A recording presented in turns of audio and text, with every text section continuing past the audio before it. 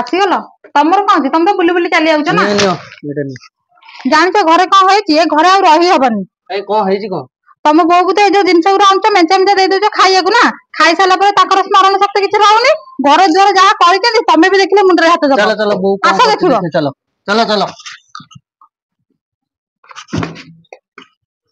ଆସ ଦେଖିବ କଣ ହେଇଛି। ଆସ ଦେଖିବ ଅବସ୍ଥା। ତମେ ତ ଇଆଡେ ସିଆଡେ ଆଣି ଖାଇବାକୁ ଦେଇ ଦଉଛ ନା। ଇଏ ଏମିତି ପଡି ରହିଛନ୍ତି ଇଆଡେ ସିଆଡେ ଖାଇକି। ଏମିତି ଝାଡା ପରିସ୍ରା କରୁଛନ୍ତି ଯେ ଗ୍ୟାସ ରେ ଘରେ ରହି ହଉନି। ବୋଉ ବୋଉ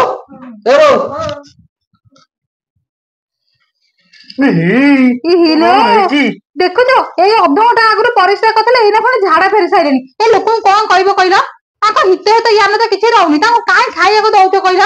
ଧର ଧର ବାରି ଆଡକୁ ଧଇଲ ଆଙ୍କୁ ନେଇଯିବା। ବାରି ଆଡେ ଘର ଅଛି ଯାଇକି ପକେଇଦବା ନେଇକି ଧଇଲ। ଭାଇ ଅନାଅ ତମେ ଧୁଆ ଧୁଇ କରିବ ମୁଁ ବି ଧୁଆ ଧୁଇ କରିପାରିବିନି ହେଲା। ମୁଁ ଧୋଇଦେବି ତମେ ଯାଅ ଧର ତାକୁ ଧର। ଆରେ ସାଙ୍ଗ ମାଉସୀଙ୍କର କଣ ହେଇଛି ସାଙ୍ଗ? ନା ମୋ ସାଙ୍ଗ କିଛି ହେଇନି। କଣ ହବ? ଛାଡ ଛାଡ ଭାଉଜ ତମେ ଛାଡିଲ। କଣ ହେଇଛି କଣ? ନାଇଁ କିଛି ହେଇନି। ସେ ଝାଡା ବାନ୍ତି ମୁଁ ତ ପୁରା କରିକି ପୁରା ଛାରଖାର କରୁଛନ୍ତି। ଧଇଲ ଧଇଲ ସେ ବାରି ଆଡକୁ ନେଇଯିବ ଘରେ ରଖିଦବା। ବାରି ଘରେ ନେଇ ପକେଇଦବ। ହଁ ହଁ ଆଉ ବଢିଆ ସାଙ୍ଗ ଚାଲ ଚାଲ ଚାଲ। ସତରେ ସାଙ୍ଗ ଏମାନେ ଯୋଉ ଝାଡା ପରିସ୍ରା କରୁଛନ୍ତି ଆମକୁ ଆଉ ସେ କାମ କରିବାକୁ ଆମକୁ ଆଉ ଭଲ ଲାଗୁନି ନା।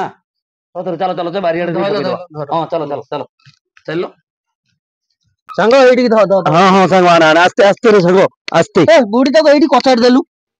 ଆରେ ମୁଁ ତ ଲୁଗା ପାରି ଦେଇଥିଲେ ବସେଇ ନଥାନ୍ତ। ଲୁଗା କଣ ହବ ଭାଉଜ? ଲୁଗା ଏ ଯୋଉ ଜାଗା ହେଇଛି ଆଉ ଏତେ ସୁନ୍ଦର ଜାଗା ହେଇଛି ଏତେ ସୁନ୍ଦର ଚୌକଟା ପଇଲାଣି ଆଉ ସେ ଲୁଗାର କଣ ଦରକାର ଭାଉଜ କହିଲ ଦେଖିଆ। ଶୁଣ ମୋ କଥା ଶୁଣ ଗୋଟେ ଶୁଣ।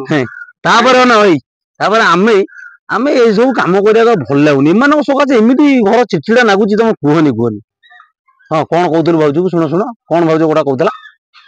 ଏଇ ସାଙ୍ଗ ଜାଣିଛ 1,00,000 ଟଙ୍କା ନ ଦେଇଥିଲେ ମୁଁ ଆଜି ପର୍ଯ୍ୟନ୍ତ ଚାକିରି ଖଣ୍ଡେ ପାଇନଥାନ୍ତି ଜାଣିଛ ନା। ଏଇ ସାଙ୍ଗ ଭଳିଆ ସାଙ୍ଗ ଖଣ୍ଡେ ମୁଁ ପାଇବିନି। ଓହୋ ମୋ ସାଙ୍ଗ ଭଳିଆ ସାଙ୍ଗ ପାଇବନି ଦେଖିଲ ତ।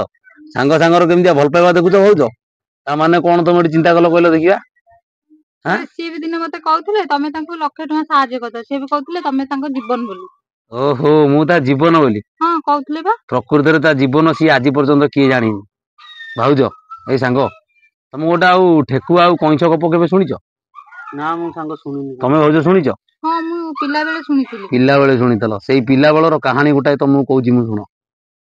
ଠେକୁଆ ଆଉ କଇଁଛ ଭିତରେ ଦିନେ ଦୌଡ଼ ପ୍ରତିଯୋଗିତା ହେଲା। ଆଉ ଇଏ ମଣିଷ ମାନେ ଠେକୁଆ ପାଖରେ ପଇସା ଲଗେଇଲେ ଯେ ଠେକୁଆଟି ଜିତିଯିବ। କିନ୍ତୁ ଠେକୁଆଟି ଜିତିଲାନି। ସେ ଦୌଡ଼ରେ ଜିତିଥିଲା କିଏ ଜାଣିଛ? କଇଁଛ ଜିତିଥିଲା। କାହିଁକି ଜାଣିଛ? କଇଁଛଟି ଯେତେବେଳେ ଜିତିଗଲା ଏ ମଣିଷ ମାନେ ଲଗେଇଥିବା ପଇସା ଠେକୁଆ ଉପରେ ସବୁ ଯାକ ପାଣିରେ ପଡି ନଷ୍ଟ ହେଇଗଲା। ଆଉ ଏ ମଣିଷ ମାନେ କଣ ଭାବିଲେ ଜାଣିଛନ୍ତି? ମଣିଷ ମାନେ ଭାବିଲେ ଯେ ଠେକୁଆଟି ଦୁର୍ବଳ ହେଇ ପଡିଲା। ଆଉ ଠେକୁଆଟି ଦୁର୍ବଳ ହେଇ ପଡି ଥକି ପଡି ଶୋଇ ପଡିବାରୁ ଏ କଇଁଛଟି ଜିତିଗଲା। କିନ୍ତୁ କଇଁଛ ଜିତିବାର ଏତେ ସୁଯୋଗ ନଥିଲା। କାହିଁକି ଜାଣିଛ?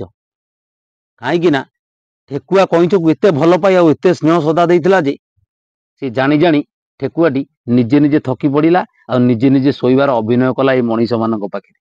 ଆଉ ସେଇଥିପାଇଁ କଇଁଛଟି ଜିତିଗଲା ଆଉ ଠେକୁଆଟି ହାରିଗଲା। ଆଜି ଠିକ ସେମିତି ପରିସ୍ଥିତିରେ ସାଙ୍ଗ ଜାଣିଛୁ ତୋରି ଏଇ ମା ତା ନିଜ ହାର ବିକି ଆଉ ସୁନା ଚୁଡ଼ି ବିକିକି ମତେ ସିଏ ପଇସା ଦେଇଥିଲା ତତେ 1,00,000 ଟଙ୍କା ଦବାକୁ। କିନ୍ତୁ ତୁ ବିନା ଜାଣିବାରେ ଯେ ମୋ ପୁଅ ଚାକିରି ଟିଏ କରିବ ମୋ ପୁଅ ସୁଖରେ ଆଉ ଭଲରେ ରହିବ ବୋଲି ତମେ ତାକୁ ଆଣି ଆଜି ଯୋଉ ପରିସ୍ଥିତିରେ ପକେଇ ଦେଇନ ଭାଉଜ। ଆଉ ଏଇଟା ମନେ ରଖ ଭାଉଜ ଆଉ ସାଙ୍ଗ ତୁ ବି ମନେ ରଖ। ଏଇ ମା ଦିନେ ଠେକୁଆ ସାଜିଛି ନା ଆଉ ତୁ ବର୍ତ୍ତମାନ କଇଁଛ ସାଜିଛୁ। ଆଉ ଭାଉଜ ତମେ ଏଠି କଣ ସାଜିଛ କହିଲ? ଠେକୁଆ ଆଉ କଇଁଛ ପ୍ରତିଯୋଗିତା ହେଲା ବେଳେ ଯୋଉ ମଣିଷ ମାନେ ପଇସା ଲଗାନ୍ତିନି ତମେ ହଉଛ ସେଇ ମଣିଷ ଭାଉଜ। ଦିନେ ଦେଖିବ ତମେ ଦି ଜଣଙ୍କର ପରିସ୍ଥିତି ଏମିତି ଆସିବ ଦିନେ ଦେଖିବ ତମ ପୁଅ ଝୁଅ ଦେଖିବ କଇଁଛ ଅବସ୍ଥାରେ ଥିବେ ଆଉ ତମେ ଠିକ ସେତେବେଳେ ଠେକୁଆ ହେଇକି ଥବ। ଆଉ ଠିକ ଏଇଟା ନିଶ୍ଚିନ୍ତ ଭଗବାନଙ୍କର ଅଛି ପାଇବ ପାଇବ ବ୍ୟସ୍ତ ହୁଅନା ପାଇବ ଛାନିଆ ହୁଅନା। ଆମର ଯାହା ହେଇଛି ଭୁଲ ହେଇଯାଇଛି ଆଉ ବୋଉଙ୍କୁ ଆମେ ଏତେ ମାନେ ଅବସ୍ଥା ଦବୁନି। ଯଦି ଅବସ୍ଥା ଦବନି ତାହେଲେ ବୋଉଙ୍କ ଗୋଡ ଧରିକି ଏଇଠି ତମେ ଭୁଲ ମାଗ। ଆଜି ତୁ ଯାହା ପାଇଁ ମଣିଷଟି ହେଇଛୁ ମନେ ରଖିଥା ତୁ ଆଜି ତାକୁ ଆଣି ଏଠି ଫୋପାଡିବାକୁ ବସିଥିଲୁ ହେଲା। ଆରେ ବୁଢା ବୁଢୀ ହେଲେ ସିନା କୋଉ ପୁଅ ସିନା ବାପା ମାଆଙ୍କୁ ନେଇକିନି ଭଲ ମନ୍ଦା ଖାଇବାକୁ ଦିଅନ୍ତି ଭଲ ମନ୍ଦ ରଖନ୍ତି ଟିକେ ହେଲେ ଶାନ୍ତିରେ। ତମେ କିନ୍ତୁ ବୁଢା ବୁଢୀ ହେଲେ ଏ ବାପା ମାଆଙ୍କୁ ନେଇକିନି ଫୋପାଡି ଦଉଛ କୋଉଠି ଯେ ଯାଇ ବୃଦ୍ଧା ଆଶ୍ରମ ଯାଇକିନି ରହୁଛନ୍ତି ବୃଦ୍ଧା ଆଶ୍ରମରେ କୋଉଠି ଖାଇବାକୁ ପାଉନାହାନ୍ତି। କୋଉଠି ଯାଇକି ରାସ୍ତା କଡରେ ବୁଲି ବୁଲି ଭିକ ମାଗୁଛନ୍ତି ଏଗୁରା ସବୁ କରିବାଟା ସାଙ୍ଗ ନିହାତି ଭୁଲ କଥା।